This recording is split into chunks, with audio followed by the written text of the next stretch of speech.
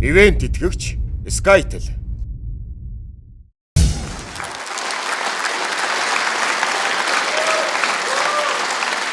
Заасан.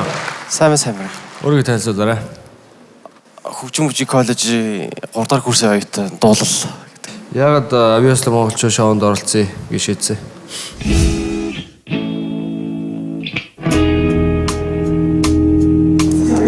Би 2007 онд хөгжим мужик коллежид эсэж орсон л доо. Тэгтээ комо бүр заадгалтай тэнд. Тэгээд яг энэ комо болохоор өөрөө сонирхлоороо сурсан. Интернетээр бичлэг үзэл бөмбөр хичээллээд бараг 5 жил болж байгаа. Ер нь сайн хөгжимчин болох юмсаа гэж мэдүүлсэн. Тэгээд энэ шоуд орж байгаагаараа би өөрөө бас хэр явах нь би ямар төвшөнд хөгжим тоглолтыг хөөе хүмүүс наваа яаж дүгнэх бол гэж харъя гэж зорьсон л доо.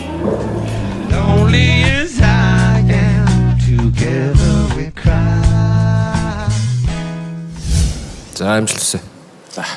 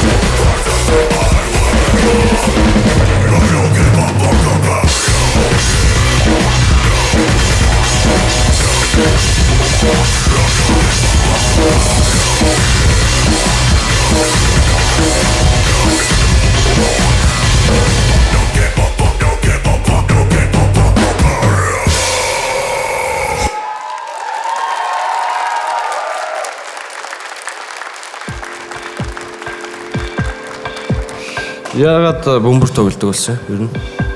Өөрөө амар сонирхолтой л ер нь бөмбөр шин. Дайжгүй. Гоё лээ. Тэгээд жоохон замбраанд оруулах хэрэгтэй байна те. Одоо юу гэдэг хайрцаглах хэрэгтэй шүү дээ те. Хайрцаг.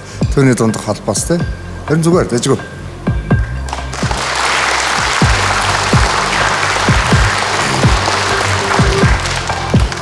За ингэ шийдвэр гаргая. Би таныг тэнцвүүлмээр байна.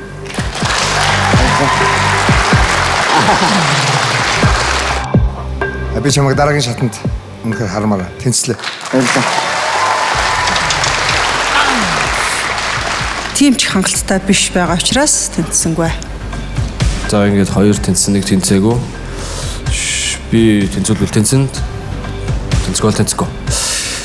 Би одоо чамааг бол бас дахиж шуугах шиг бол дараа хэрвээ хагас финалд орох юм бол хармаар байна бас. Яаж өөрчлөснө чинь. Тэр учраас тэнцлээ.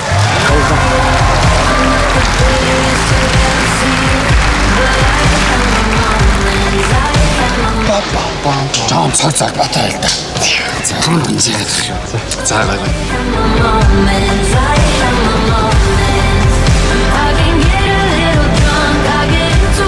Энэ жилийн шоуны хамгийн анхны гоцол бөмбөрийн төрлийн үзүүлбэр байлаа.